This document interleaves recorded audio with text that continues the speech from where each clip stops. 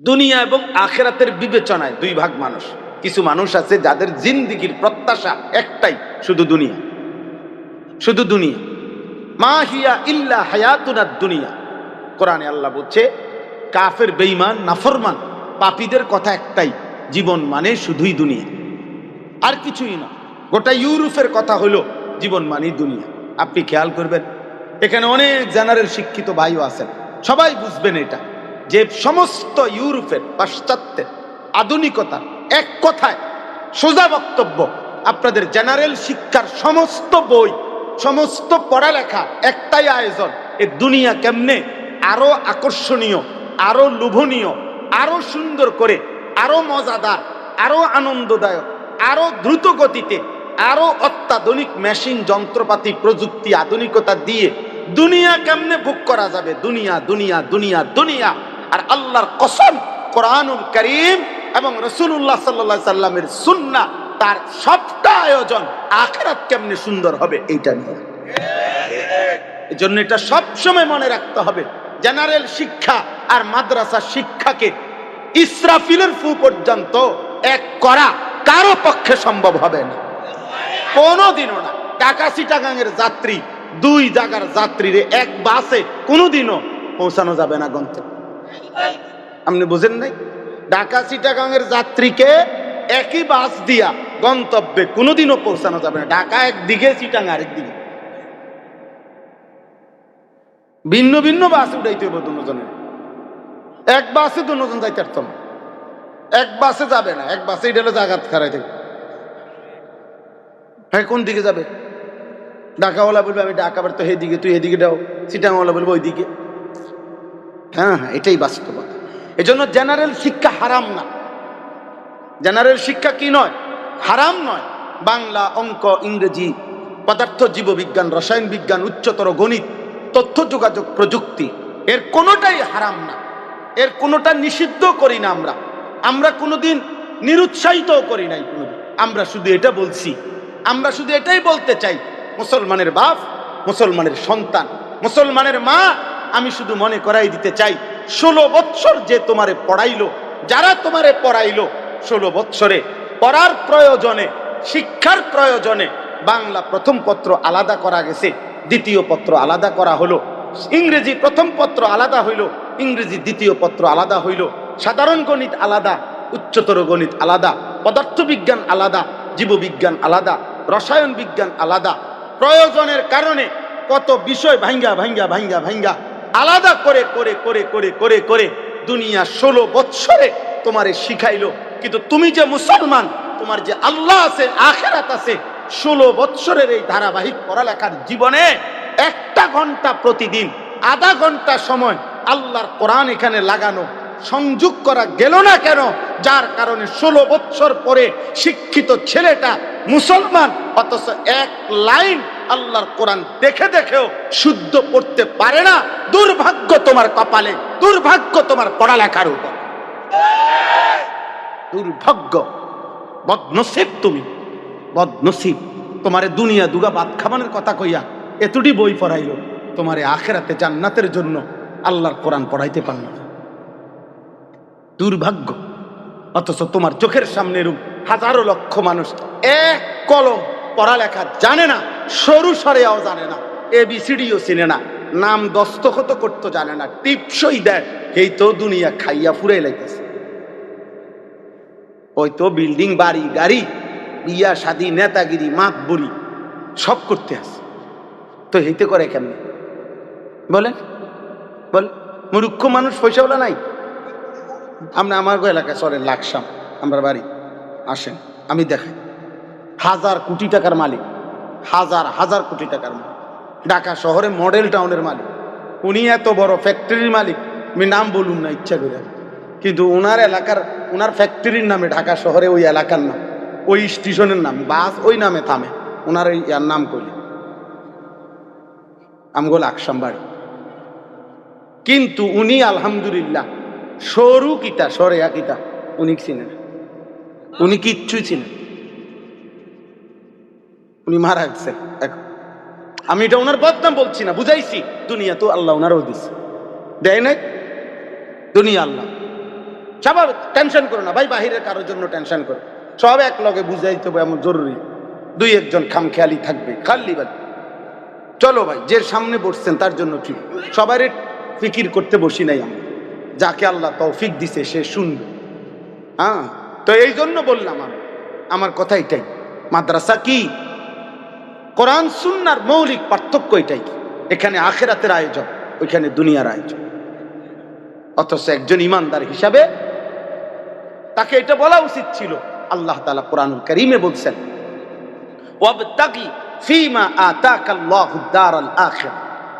কোরআনের স্পষ্ট আয়াত, আল্লাহ বলছে, বান্দা আমি তোমাকে যা কিছু দিয়েছি, শরীর, স্বাস্থ্য, জীবন, যৌবন, সুস্থতা, অর্থ, সম্পদ, বুদ্ধি, বিবেক, হাত, চোখ, নাক, কান, অঙ্গ প্রত্যঙ্গ যা দিয়েছি সব কিছু দিয়ে বান্দা এক নম্বরে তুমি আখিরাতের ঘর জান্নাত তালাশ করো, এ তোমার প্রথম দায়িত্ব।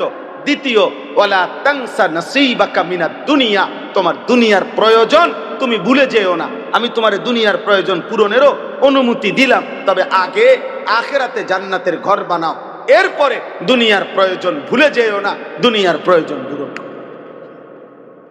তাহলে দুনিয়া অর্জন করা, খাওয়া, বাজার করা, ব্যবসা করা, উপার্জন করা, পড়ালেখা করা, জেনারেল শিক্ষা গ্রহণ করা ইসলাম নিষেধ করছে, আল্লাহর কোরআন নিষেধ করছে।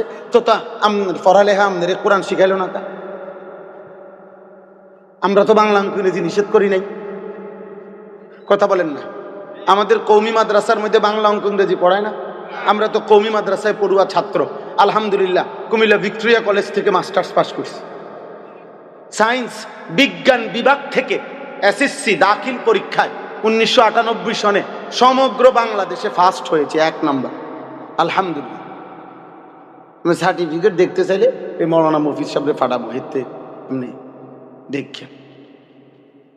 হ্যাঁ, আমার বলার উদ্দেশ্য, আমি এনে অহংকারের জন্য বুঝাইছি না, আমার কথাটা পড়ছি আমরাও, আমরা তো নিষেধ বলি নাই। কিন্তু হায় মুসলমান, এই কথা কে বুঝাবে তাকে, কে বুঝাবে তাকে? তারে আখিরাত ভুলাই গেছে। তারে 16 বছরের ভিতরে এতগুলো পড়া পড়লো সে, কিন্তু দুর্ভাগ্য, বদনসিব, যার দেওয়া চোখ, সেই চোখে তার মালিকের কালাম একটা পৃষ্ঠা দেখে দেখে পড়তে পারে না। এমন চোখ না থাকলেই তো ভালো ছিল, এমন চোখের দরকার কি ছিল?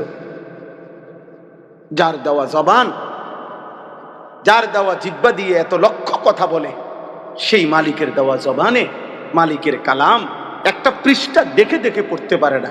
এমন জিহ্বা তো না থাকলেই ভালো ছিল। এমন জবানের কি দরকার ছিল বাপ? কোরআন কারীমে আছে, আল্লাহ তাআলা আরে আল্লাহ জিজ্ঞেস করবেন, আলাম নাজআল লাহু আইনাইন ওয়া লিসানান ওয়া শাফাতাইন। আল্লাহ বলবে, বান্দা বলো না, আমি কি তোমাকে 2টা চোখ দেই নাই? ওয়া লিসানান ওয়া শাফাতাইন, আমি কি তোমাকে একটা জিহ্বা দেই নাই? আমি কি তোমাকে 2টা ঠোঁট দেই নাই? আমি দেই। আলাম নাজআলিল আরদা মিহাদা, আমি কি পায়ের নিচের জমিন বিছায়ে দেই নাই? অল জিবালা আওতাদা, আমি কি পাহাড়গুলো তোমার জন্য পেরেকের মতো বসাই দেই নাই? ওয়া খালাকনাকুম আজওয়াজা, আমি কি তোমাদেরকে জোড়ায় জোড়ায় নারী পুরুষের সৃষ্টি করি নাই? ওয়া জাআলনা নাওমাকুম সুবাতা, আমি কি তোমাদের 2 চোখে ঘুম এনে দেই নাই? ওয়া জাআলনাল লাইলা লিবাসা, রাত্রিটাকে অন্ধকারের কালো চাদর দিয়ে আমি কি ঢেকে দেই নাই? ওয়া জাআলনান নাহারা মাআশা, একটি আলোকিত ফর্সা দিন আমি কি তোমাদের জন্য এনে দেই নাই? ওয়া জাআলনা সিরাজাম ওয়াহাজা, আমি কি তোমাদের জন্য একটি সূর্য জ্বালিয়ে দেই নাই? ওয়া বানাইনা ফাওকাকুম সাবআন শিদাদা, এটা আগের আয়াত, আমি কি মাথার উপরে 7টি আসমান বানাই না? ওয়া জাআলনা সিরাজাম ওয়াহাজা ওয়া আনজালনা মিনাল মুহসিরাতি মাআন সাজ্জাজা, আমি আল্লাহ কি অজর ধারায় আসমান থেকে তোমাদের জন্য বৃষ্টি নামাই নাই? লিনুখরিজা বিহি হাব্বান ওয়া নাবাতা, আমি কি জমিন থেকে তোমাদের জন্য ফুল, ফসল, খাদ্য, খাবার উৎপন্ন করি নাই? আমার ভাই জওয়ান মুসলমানের কিশোর, এখানে যারা বসে আছো, আব্বা তোমার একবার যদি বিবেক থাকে, আরে বেটা যদি মানুষের বাচ্চা হয়ে থাকো, যদি কোনো মুসলমান মার পবিত্র দুধ পান করে থাকো, তো আল্লাহ যদি জিজ্ঞেস করে, বান্দা এত কিছু দিয়ে আসমান দিলাম, জমিন দিলাম, সূর্য দিলাম, চন্দ্র দিলাম, রাত্র দিলাম, দিন দিলাম, আলো দিলাম, অন্ধকার দিলাম, দুই চোখে ঘুম দিলাম, সকালে ঘুম থেকে জাগায় দিলাম, পাহাড় দিলাম, জমিন দিলাম, সব কিছুর বিনিময়ে আমি কি একটা সেজদা পাইলাম না? 5 ওয়াক্ত নামাজ চলে গেল, 24 ঘন্টা একটা সেজদা দিলি না নাফরমান? হ্যাঁ, আরে মানুষের ঘরে মানুষের বাচ্চা হইয়া এত বড় অসভ্য কেমনে হয়? এত বড় বেয়াদব মানুষের ঘরে কেমনে বলেন? এইসব বেয়াদব কেমনে হয়? এটা কি বেয়াদব? এর কি শিখাইলো, কি শিখলো? এর মধ্যে মানবতা কোথায়? এর মধ্যে ভদ্রতা কোথায়? এর মধ্যে কৃতজ্ঞতা কোথায়? কিচ্ছু নাই বেটা, কিচ্ছু নাই। সেজদাবিহীন নাফরমান, তার কাছে কিচ্ছু নাই। কোন আখলাক, কোন ভদ্রতা, চারিত্রিক কোন গুণ তার মধ্যে নাই। অকৃতজ্ঞ মানুষ কোনোভাবেই ভদ্রতার কোনো কাতারে, সিরিয়ালে পড়ে না। অকৃতজ্ঞ মানুষকে মানুষ মানুষ মনে করে না।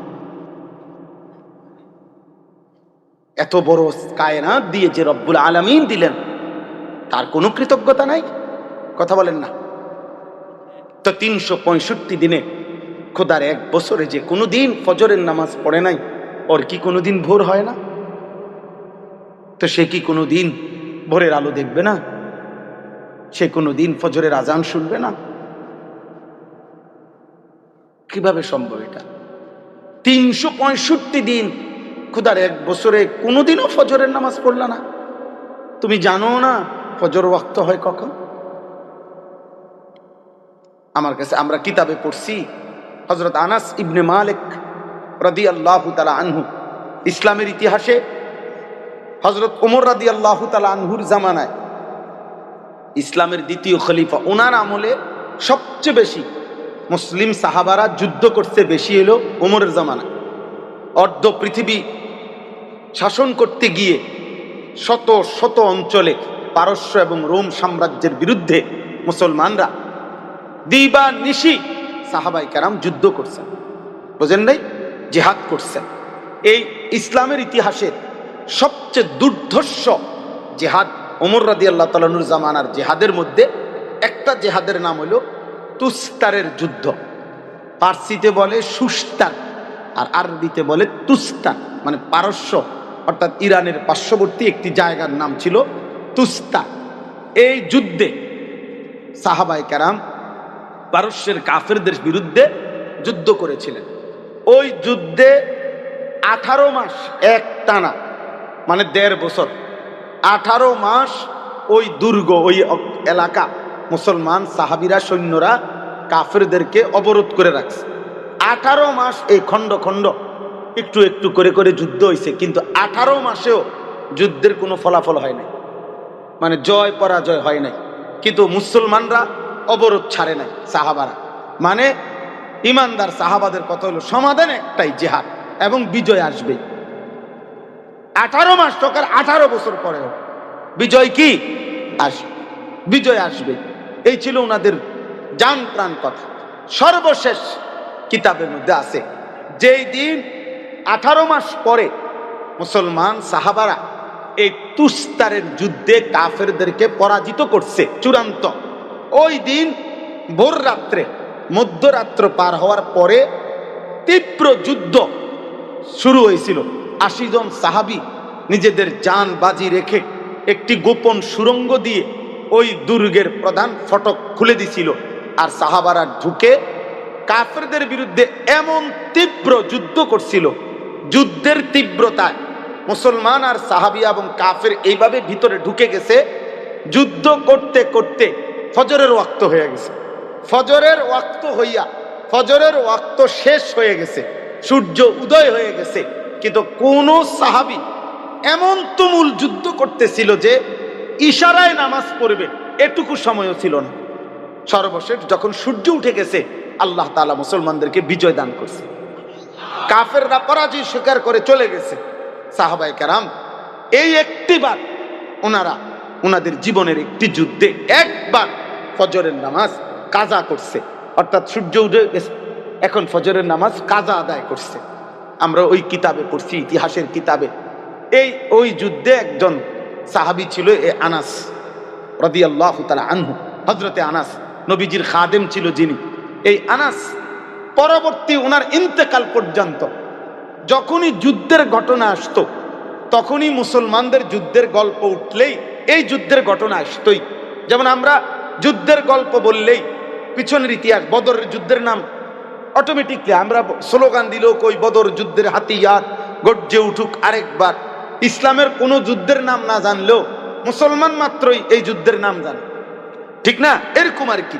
ওই সাহাবারা যুদ্ধের ঘটনা বললেই এই তুস্তারের যুদ্ধের কথা বলতো, কারণ এটা 18 মাস মেয়াদি, 1.5 বছর যুদ্ধের পরে আল্লাহ মুসলমানদেরকে কি দিছে? বিজয় দিছে। কিন্তু কিতাবের মধ্যে লিখছে, বন্ধু নওজোয়ান ভাই, দোস্ত তুমি শোনো আব্বা, এই যুদ্ধের ঘটনা যখনই আসতো, হযরত আনাস ইবনে মালিক এই সাহাবী উনি চিৎকার দিয়া কাঁদা শুরু করতে, চিল্লাইয়া কাঁদতেন আর কি। তখন অন্যান্যরা বলতো, আরে আপনি কাঁদেন কেন? এই যুদ্ধে তো যাই হয়েছে, আমরা তো বিজয় লাভ করছি, 1.5 বছর লাগছে ঠিক আছে, কিন্তু আল্লাহ তো আমাদেরকে বিজয় দান করেছে। খোদার কসম, হযরত আনাস চোখের পানি ফেলে বলতো, হায় তোমরা তো জানো না, এটাই তো সেই যুদ্ধ, যে যুদ্ধ আমার একবার জীবনে ফজরের নামাজ কাজা করছে। এই কথাটা বলে কাঁদতেন, মানে উনার এটা কইলেই উনার এটা মনে হইতো, আর উনি কাঁদতেন। জীবনে একবার ফজরের নামাজ কাজা হয়েছে, একদিন। এ ছিল সাহাবী। বিজয় তাদের হবে না, আমাদের হবে? বলো ভাই। 3টা স্লোগান দিয়ে দেওয়া আর 4টা স্লোগান দিয়ে দেওয়া, আর জীবন আল্লাহর পথে চালু রাখা, আল্লাহর পথে জীবন উৎসর্গ করা অনেক কঠিন, অনেক কঠিন, অনেক কঠিন, অনেক কঠিন। এই জন্য বললাম, আমাদের প্রত্যেকের কাছে এটাই বুঝাইতে চাই, কারো কাছে জীবন শুধুই দুনিয়া, খাচ্ছে, ঘুমাইতেছে, পেশাব করতে আছে, বাথরুমে যাইতে আছে, ইট কিনতেছে, বালু কিনতেছে, সিমেন্ট কিনতে আছে, হ্যাঁ খাইয়া দাইয়া ভালো আছে, খাইয়া দাইয়া ভালো আছে। ছেলেরা মাশাআল্লাহ কামাই করে, মেয়েরা আলহামদুলিল্লাহ ভালো বিয়া দিছে। ভালো বিয়া মানে জামাই পয়সাওয়ালা। আপনি ভালো বিয়ার অর্থ এটাই বুঝবেন, যিনি বলবে আল্লাহর রহমতে একটা ভালো জামাই পাইছি, মানে হলো টেকা আছে, আর কিচ্ছু না। ভালো বলতে আর কিছু না। আপনি জিগাইবেন যে আল্লাহ চিনিনি, নামাজ চিনিনি, হ্যাঁ গো নিজস্ব ব্যাপার, এগুলো নিয়ে হুজুর আমি মাথা কামাই না। না না, আপনার মতো ভালো লোক আপনি মাথা কামাইবেন কি? আপনি তো চিনছেন বাতের থালা, আপনি চিনছেন বাতের থালা, বাত কত বলি বুঝলেন? আপনি চিনছেন টাইলসওয়ালা বাথরুম, হ্যাঁ আপনি কত বড় নিয়ামত। আমার একজনই বলছে, হুজুর দোয়া করবেন আল্লাহর রহমতে ভিতরে বাথরুম দিছি, 2টা বাথরুম দিয়েও টাইলস, তেমনি টানা দিয়া বলছে বাথরুম গুলোও টাইলস। আল্লাহ ওনারে কত বড় নিয়ামত দিছে যে উনি বাথরুমে পর্যন্ত টাইলস লাগাইছে। খুশি আলহামদুলিল্লাহ, উনি এখন বাথরুমে পেশাব করে। আল্লাহ পাক ওনারে কত বড় সৌভাগ্য দিছে। আল্লাহু আকবার। আল্লাহ, আমনের পূর্বপুরুষ মাটিতে পেশাব করতো, আর আজ আপনি আল্লাহর দয়ায় বাথরুমে পেশাব করেন, আর টাইলসে। আল্লাহ শুকর। আল্লাহ আপনার নাতি নাতনি বংশধর কিয়ামত পর্যন্ত বাথরুমে যেন টাইলস থাকে, দোয়া করে দিলাম। যা এগুলা শোনায় মানুষের, এগুলা বিল্ডিং এর হিসাব করে মানুষের দেখায় কেমন হয়েছে, দেখেন স্যার এটা সোফাটা কেমন হয়েছে। আচ্ছা, একটা কাঠ আমি নিজে দাঁড়ানোর থেকে কিনছি, বুঝলেন নাই? এমন বিবৃতি দিব এটা আপনার সাত ডালাই হুজুর একারে নিজে A to Z বসা ছিলাম, 3টা সুরকি, একটা সিমেন্ট, একটা বালু গইনা দিছে। সাবধান। আর লোক রাখছে, একজন লোক আলাদা রাখছে, তোর দায়িত্ব, একটা সুরকি যদি কম হয় একবার বিল্ডিং লড়ে যাব। দুনিয়া এমন নিখুঁত, এমন নিখুঁত, দুনিয়া এমন নিখুঁত, এমন বুঝা বুঝছে যে নাইজেরিয়া থেকে কাঠ আইডা ফার্নিচার বানাইছে, মালয়েশিয়া থেকে কাঠ আইডা ফার্নিচার বানাইছে। দুনিয়া এমন বুঝা বুঝলেন। আহা, আজকে 30 বছর 20 বছর আপনার স্ত্রী একদিনও পর্দা করে না, এটা আপনি বুঝলেন না কিছু? আপনার ঘরে আজকে 30 বছর ধরে রঙিন টেলিভিশনে প্রত্যেক দিন আপনার বিবি বাচ্চা নাতি নাতনি ডেইলি এক তালে এক রঙে এক ঢঙ্গে নর্তকী দেখে, টেলিভিশনে নাচ গান নাটক সিনেমা দেখে, দাদাও দেখে, নাতিও দেখে, মাও দেখে, জিও দেখে, বাপও দেখে, পুতেও দেখে, ছোট বাচ্চাও দেখে, 60 বছরের বুড়া মেয়েও দেখে, 40 বছরের বুঝের মানুষও দেখে, 6 বছরের বাচ্চাও দেখে, নাচানাচি করতেছে। এর চাইতে নির্লজ্জ বেহায়া মানুষ অন্য কেউ মানুষ হইতে পারে না। আপনার চোখে লজ্জা কম মিয়া, শরম কম মিয়া, হায়া কম বেটা। আপনি বুঝেন না এরা কি করে? এই নাচানাচি আর জিনা ব্যভিচার। আপনার 6 বছরের বাচ্চারা আপনি কি শিখাইতেছেন? আপনার 8 বছরের বাচ্চা নর্তকী দেখে কি শিখে? আপনি বুঝেন না? আপনি গোড়ার ঘাস কাটেন, আপনি সিরা খান বইয়া বইয়া, বন্দিয়া সাদিয়া খান হুদা। আস্তাগফিরুল্লাহ, আস্তাগফিরুল্লাহ। আমার কথা সাফ, আমি এই নিয়তে ওয়াজ করি যাতে শ্রোতা আয়োজকরে বলে যে এরুম ডাকাইতা হুজুর আজ জীবনে কবি না বেডা, কথা সিরিয়ালাইছে বেটা, যা আর বেটা হুজুর আর কত ভালো হুজুর আছে, আপনি এরুম বুঝ করে কইবেন। নাহলে বলেন আপনার আত্মসম্মান কি বলে? একটা 6 বছরের বাচ্চা নর্তকী দেখবে, এটা বিবেক? কথা বলেন না, এটা ইনসাফ? একটা 12 বছরের বাচ্চা 30 বছরের 25 বছরের ছেলে মেয়ে যুবক যুবতী নাচবে, জড়িয়ে ধরবে, এটা 6 বছরের বাচ্চা দেখবে? এটা আপনার আখলাক? এটা আপনার শিক্ষা? আপনি ভদ্রলোক? এটা ভদ্রতা মিয়া? আপনি শিক্ষিত মিয়া?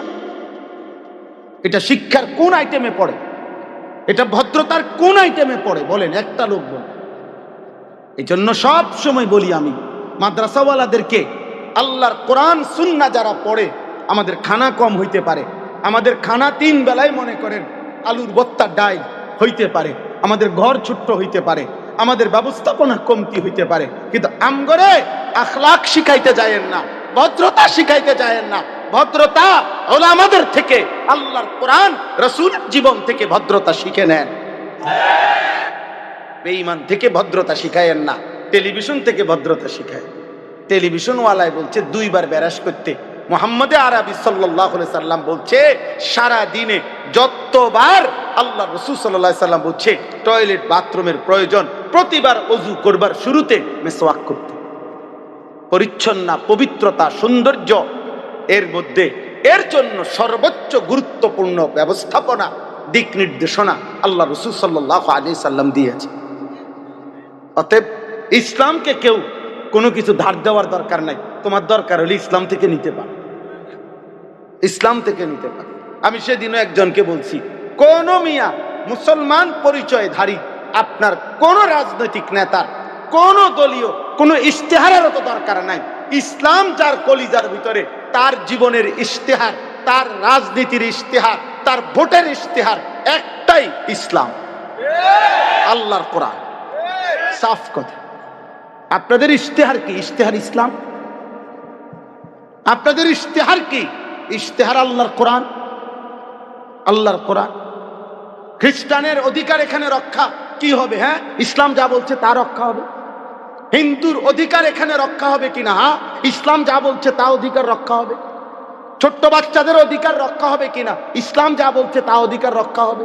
আপনি আগে ইসলামের প্রবর্তিত নারীর অধিকার, ইহুদিদের অধিকার, খ্রিস্টানদের অধিকার, বিধর্মীদের অধিকার, প্রতিবন্ধীদের অধিকার, মানুষের জান মালের নিরাপত্তা, মানুষের অপরাধ দমনে ইসলামের বিচার ব্যবস্থা, কোনটার মধ্যে জুলুম আছে, কোনটার মধ্যে অন্যায় আছে, কোনটার মধ্যে অযৌক্তিকতা আছে, কোনটার মধ্যে বেইনসাফি আছে, এটা আপনি প্রকাশ করেন, এটা আগে আপনি প্রমাণ করেন। কথা বোঝেন নাই যে ইসলাম বিধর্মীর ব্যাপারে যেই মতটা দিছে এটা জুলুম, এটা অন্যায়, সেটা কি? ইসলাম শিশুদের ব্যাপারে যেই কথা বলছে এটা জুলুম হয়েছে, এটা অন্যায়, এটাকে আরো সংস্কার করতে হবে, সেটা এমন কিছু আছে? এমন কল্পনা করা যায়? তাহলে ইসলামে কার অধিকার নাই? যেই নবী সাল্লাল্লাহু আলাইহি সাল্লাম বলছেন একটা গাছের পাতা বিনা কারণে ছিঁড়তে না, একটা গাছের পাতা আল্লাহ নবী সাল্লাল্লাহু আলাইহি সাল্লাম একজন সাহাবীকে বলছে, ওই পাখির বাচ্চা, আমরা ছোটবেলায় পড়ছি না এটা, পাখির বাচ্চা তুমি কেন পাখির বাসার থেকে নিয়ে আসলা? ওই দেখো না মা পাখিটা ঘুরে ঘুরে উঠতেছে তোমার মাথার উপরে, যাও বাচ্চাগুলো রাইখা আসো, মা পাখিটা কষ্ট পাইতেছে। যেই নবী সাল্লাল্লাহু আলাইহি সাল্লাম একটা পাখির বাচ্চার প্রতি দরদ রাখছেন, তাহলে ইসলামের ভিতরে অন্যায় কিছু, ইসলামের ভিতরে বেইনসাফি কিছু, অযৌক্তিক কিছু আছে এমন কল্পনা করার কোনো সুযোগ আছে? তাহলে ভিন্ন শব্দ নিতে হবে কেন? ভিন্ন কথা বলতে হবে কেন? এই জন্য যে যাই ক্ষমতায় হয়তো আসবে কেউ, যাবে কেউ, দুই চারটা আসন পাবে কেউ, পাবে না কেউ, কিন্তু সোজা কথা নয় ছয় করা, চারিদিকে ডাইনে বামে ঘুরাইয়া ইসলামকে ত্যাগ করে যে যাই পাবে, দুনিয়া হয়তো কিছু মিলবে কিন্তু খোদার কসম আখিরাত ক্ষতিগ্রস্ত হবে। এটাই সত্য, এটাই সত্য। অতএব ইসলামই ইসলাম, সততা ইসলাম, ন্যায় ইসলামে, ইনসাফ ইসলামে, মানবতা ইসলামে, মানবাধিকার ইসলামে, বিধর্মীর অধিকার ইসলামে, প্রাণীর অধিকার ইসলামে, রাস্তাঘাটের জন্য ব্যবস্থাপনা, রাস্তাঘাটের ব্যাপারে ইসলামের কোনো দিক নির্দেশনা নাই? নবীজি সাল্লাল্লাহু আলাইহি সাল্লাম বলে নাই যে ওয়া আদনাহা ইমাতাতুল আদা আনিত তারিক? নবীজি বলছে রাস্তা থেকে কষ্টদায়ক জিনিস সরিয়ে দেওয়া, এটা তোমার ইমানের অংশ, ইমানের অংশ। ইসলাম ইমানের ভিতরে ঢুকাইছে, রাস্তা থেকে যেন একটা আলপিন, একটা কলার সিলকা, একটা বাদামের সিলকা সরায় দাও। যে ধর্ম একটা বাদামের সিলকা কোথায় সরাবে এটার প্রতি নজর রাখছে, সেখানে ইসলাম বাদ দিয়ে অন্য শব্দ, অন্য কিছু শুধুমাত্র 12 তারিখকে সামনে রাখা জাতির সামনে পেশ করা, এটা কোনোভাবে ঠিক হলো না, এটা কোনোভাবে